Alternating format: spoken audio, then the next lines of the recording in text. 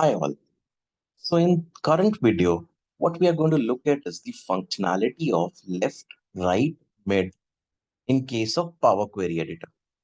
Say right now in front of me, I have a column by the name region, and I want to transform within this column such that if I go to transform text column extract, I want to first see the first few characters. Let's say I want to see only first three characters.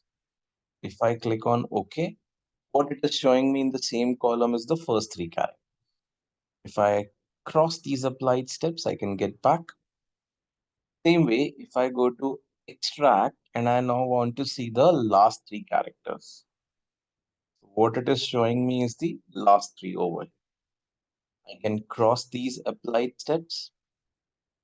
Further, if I want to see the length of this column, it shows me the individual element lengths.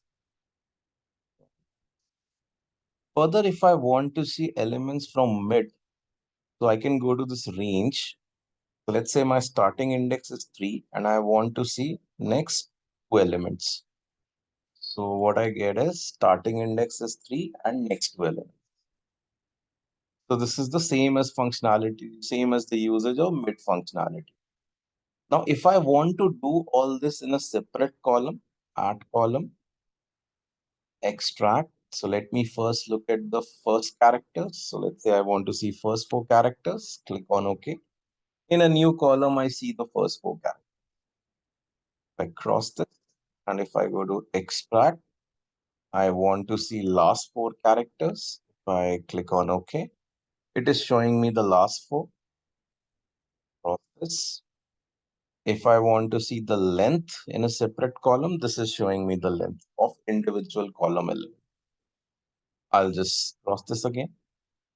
And if I want to see the range part in a separate column, let's say my starting index is 3. I want to see next two characters. So this is showing me the next two characters from the starting index is 3 in a separate column. So this is how we can implement left, right, mid, as well as look at the length of the column elements in case of Power Query Editor.